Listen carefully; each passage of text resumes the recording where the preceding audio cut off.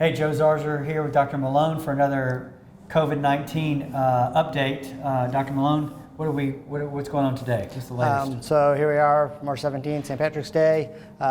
From yesterday, the only major change is the numbers keep going up. No surprise there as far as diagnosed cases, but we said that before where we're measuring something that already existed. Locally here, one diagnosed case in Escambia County came in yesterday on Monday. The multiple cases that were multiple suspected cases that were tested yesterday, I guess onwards of 60.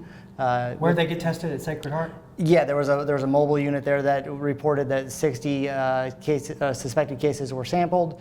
We do not yet have those results, or they've not been publicized. And we had heard, I think, like 300 people showed up without calling first? Yeah, so the important thing is, folks, these testing sites require a phone triage ahead of time. So it's kind of like calling ahead for a table at a restaurant. You don't just show up to a restaurant and expect a table. You have to show up and they know who you are before you even get there. Okay, so just pulling up because you're running errands and it's convenient to get tested, or hey, I got a scratchy throat, you need to call, and there's a whole triage that these people are using, these trained professionals, to figure out if you need testing. What is the number they call? So there's a couple of different numbers. If you call through the Sacred Heart website has one that goes directly to them, and then also if you call the Department of Health, they'll get you to the right location, and that's on their website as well. So if you think you're going to go do this, first of all, you better have some symptoms, obviously, and they're going to ask you some questions and get you triaged over the phone. Yeah. Can't just drive up. No, yeah, and travel history, exposure to people with travel history, those are the other big things. So those are the big updates there. Another thing that has come up is, you need to act like this is around you, because we know it is. So the whole social distancing, and this is not a snow day. We're not home and go, socialize and hang out with your buddies. So we're seeing a lot of that downtown here in the office, around the office rather. Yeah. First of all, we're down here, we don't have staff here. 90% of the staff is working from their house today. We're doing Zoom conferencing 3 times a day or 2 times a day to keep everybody on target. Evan and I are down here. There's a couple other employees that are down here, maybe 3. We're all staying in different parts of the office. Checking our temperatures on the way in the door. Checking our temperatures on the way in the door and midday and at the end of the day to make sure nobody's getting feverish. So we're being cautious about it. But while we're here today, we're watching people pass by the office in groups of, I have to say, they're less than 10, so I'll give them that. But people are still hanging out together.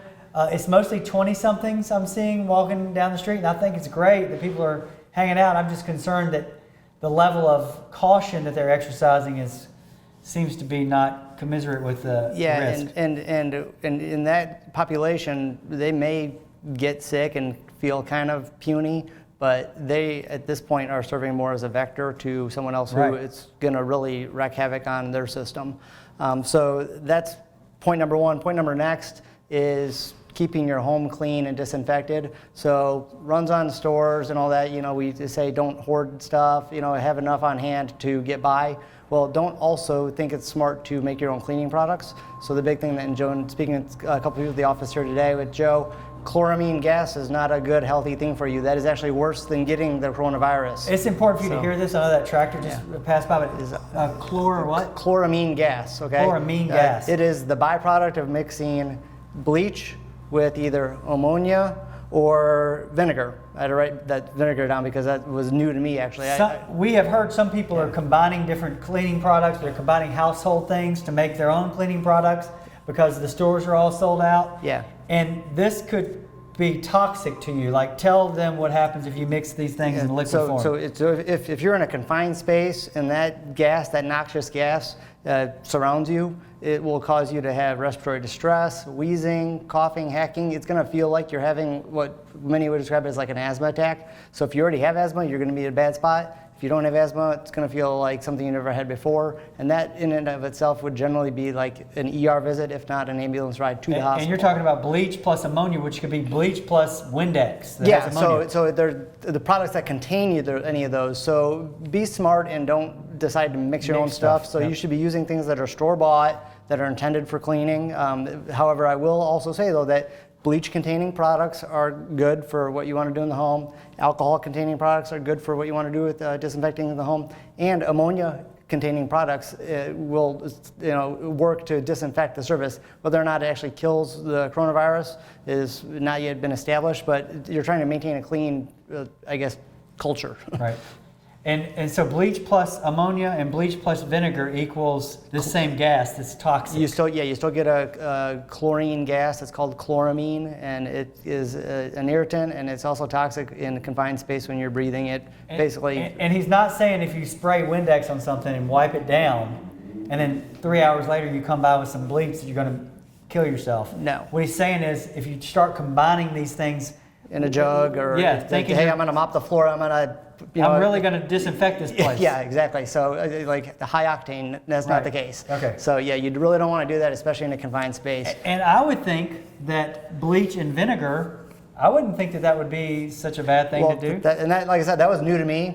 In my experience, I've treated people who've had the bleach and ammonia exposures. Bleach and vinegar was new to me. So when I saw that, I had to write that one down. Okay. So. All right, so be careful. You don't want to be going to the ER for this kind of thing because they've got enough issues, right? Yes. I would suspect if you go to the ER for this kind of thing, if they're dealing with a bunch of other stuff, virus stuff, they're probably not going to they're going to treat you well, but they're probably not going to. Well, you'll come in worse shape than some of the coronavirus people. Like I said, this is worse than having the virus.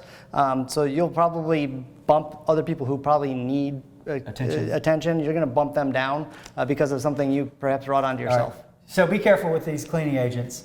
We're going to try to do this daily, give you just an update of what we know locally, what we know in the state.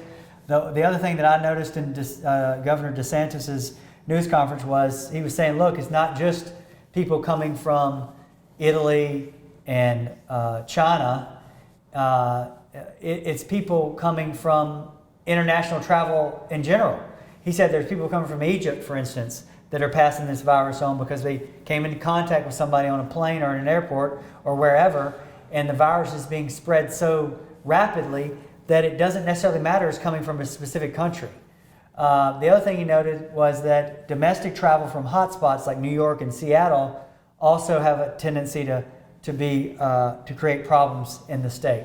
So to be aware of people that have been to those places recently, Seattle, New York. I mean, everybody probably knows somebody that's been in one of those cities. Those are multicultural settings. So anyway, we'll be back tomorrow with another update, and we'll let you know. I hadn't seen a lot of different activity downtown, a little bit different. The only thing I've noticed is if the camera could pan around, they would see exactly what I'm talking about. But it's just 20-somethings basically walking up and down the streets all day long. Yeah. I guess it's St. Patrick's Day. Maybe they're going to World of Beer.